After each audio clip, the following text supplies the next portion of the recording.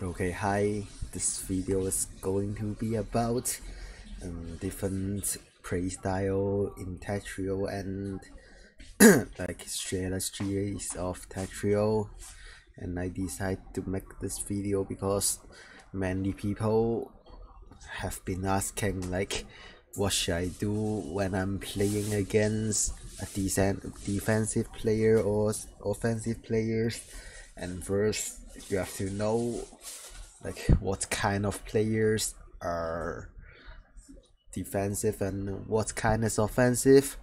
And honestly, I think most player is like play style is just how you practice. Like if you have better offense, you're gonna be offensive, and if you are better at defense, like down stacking, you're gonna be defensive.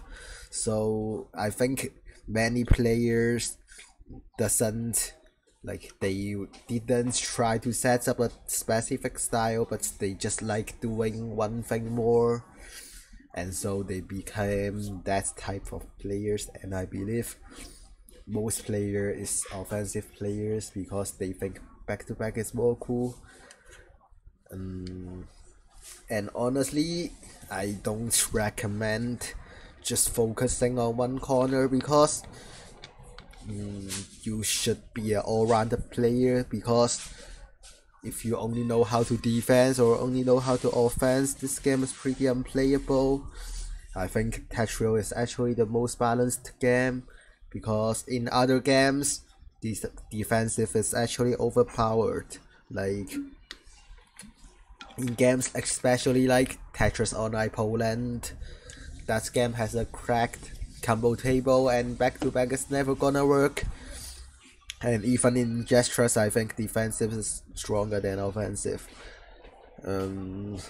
So okay, now we have finished talking about playstyle, why playstyle exists, and now I'm gonna talk about what kind of strategies there are.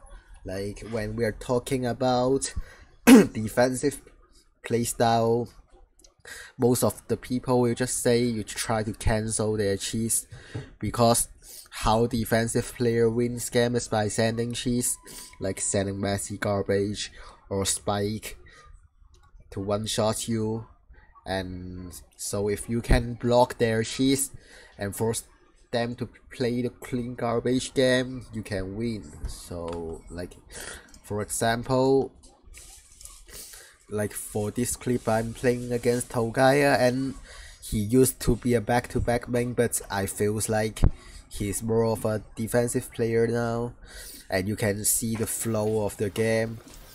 Like in my board there like is never a lot of clean garbage, and most of the time my board is very low.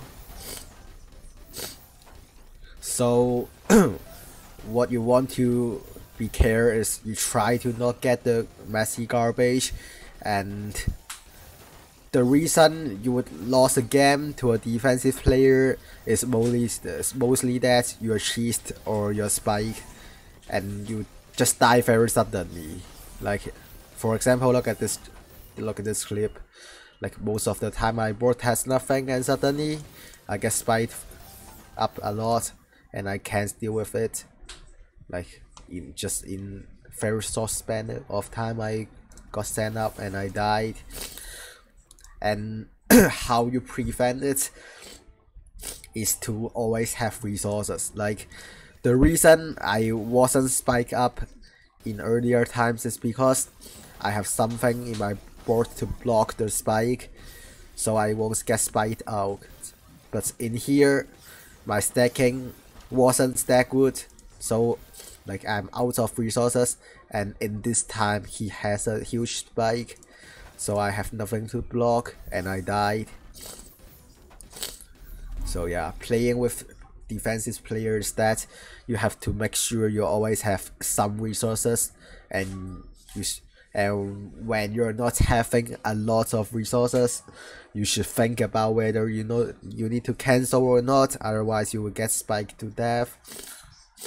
And when you're playing against an offensive player, this is not that important, because when you're playing against an offensive player, most of the time your board is high up, and your mission is to use your down stack the garbage, right? Like it won't be like this whether where this playing against defensive player is most of the time your board is low and you won't have a lot of clean. You just use your resources well and down stack well. Try to block. I can show you example like randomly give up first block like this. You can see the pace is different. 2 times speed. You can see like how many clean I have. Like most of the time I'm not in the bottom of my stack and there's some clean garbage in my board. So you can see I don't really have to worry too much about whether I should send or I should cancel, because I always have a lot of resources anyways. And they are mostly just constant pleasuring, where it's not a very big spike, so even I don't block it, it's fine. As long as I can keep the quality of my down stacking, I won't die. Yeah, unless I like misdropped or made bad decision. So yeah, it's a bit different. So I can have a small summary is that when you're playing offensive player, the key is to like have better defense. Yeah, I think it's the key. Just down stack better, and you don't really have to care about whether having resources or not, as you're always high up. Like look at this game, I was always pushed up. But when you're playing against a more defensive player, many of the time is that you are the offensive side. And okay, for example this, you can see I like many times I'm not high enough at all. I'm just at the bottom and I can do my own stack. So the thing became I need to be careful about how I send, otherwise I will get suddenly spike up and die suddenly, because I don't have resources to block cheese or messy garbage. But you can see that the pace is definitely different. Like how many times I don't have garbage. Like for this like 10 seconds I have totally no garbage. So the reason you die versus them is you're not stacking carefully enough and not using your resources well enough. Okay, let's see how I die.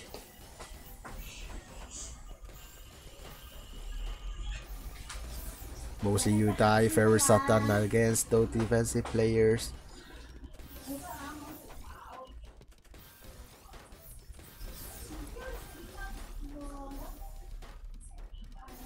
Oh, I misdropped. I had poor solution.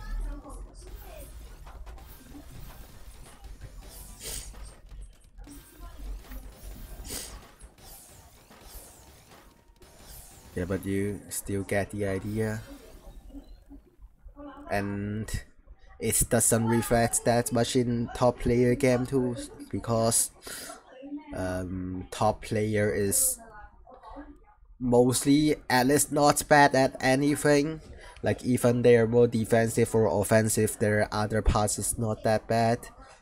And one other clue is you can look at the relationship of APM and VS score. Defensive players have better VS score to APM ratio because they down stack more. So they has less APM, but VS score won't really change that much. While when you look at like offensive play, okay, not this. Yeah, look at this. Both of Togaya and Black had 156 APM in the set, and the VS score is different. Black wasn't playing well though, but still you can look at the relationship between APM and VS score. So, and last I'm going to talk about why I really don't like player learning strats early on. As I mentioned, when you're playing against more defensive player, you need to be more careful about how to use your resources, and you need to try to always have something to cancel their spike. But if you can't even play well, then where can you even find the resources to block? So that definitely makes strategy not that important. And also, I mentioned that in higher level defensive player mostly win by spiking, like in the whole game they're doing their defensive stuff, but at one point they suddenly have a big spike and spike the opponent to death. But in lower level you don't really have the ability to one shot your opponent. You can see high level game time average should be shorter than lower games, because lower tier players, they are not that efficient and fast to be able to send that much in short period of time. So game time is longer, and even if you don't block the spike, you won't really die instantly. So if you just have better down stacking or stacking, you can get away with all situations. So strategy is not needed at all at lower level. I don't mean they're useless, but in lower level you can really play the game with zero strategies. Like even me myself playing in this level, I don't really use a lot of strategies. I only try to play more carefully when versus defensive players, and when I have a bad board or I'm very high up, I try to cancel. That's basically all I do. And also, last thing I do is when I have a big spike, I try to tank their garbage first. Like that's almost all I do. And in lower levels, you can even not care about it. And second, besides it's being bad, I mean, strategy gameplay in low level doesn't mean that much, and you need to be good enough at the game to have enough resources to use resources correctly. It's also that learning strategy is really gonna take away your focus from micro, like learning how to stack or learning how to done stacking and how to play faster.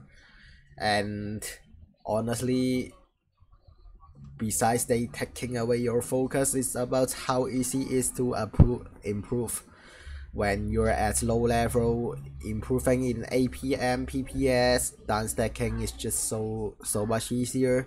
So if you focus on learning those, you're gonna improve very fast. While in higher levels, if you spend the same time on learning, you're not gonna improve that much. So at that point, learning more strategy is better, because it's like relative values, right?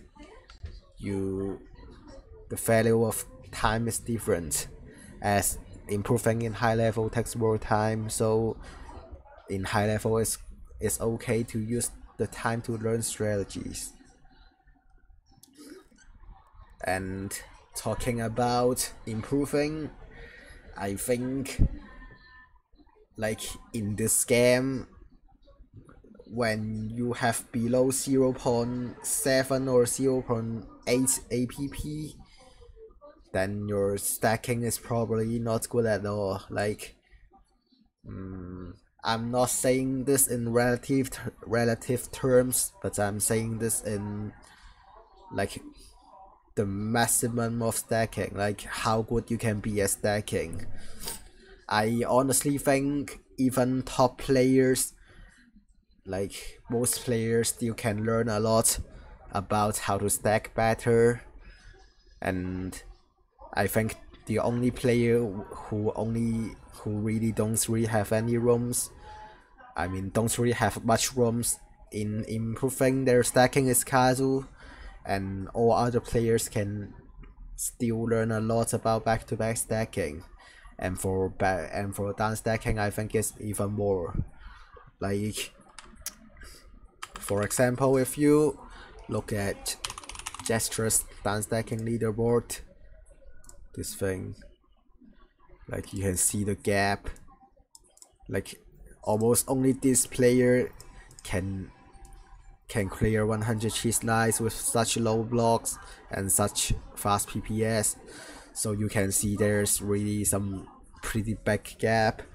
And also, like, they're not playing like CCCTOJ or something, where CCCTOJ is a bot that have very calculated movement, and their placement is really hard to understand for most people.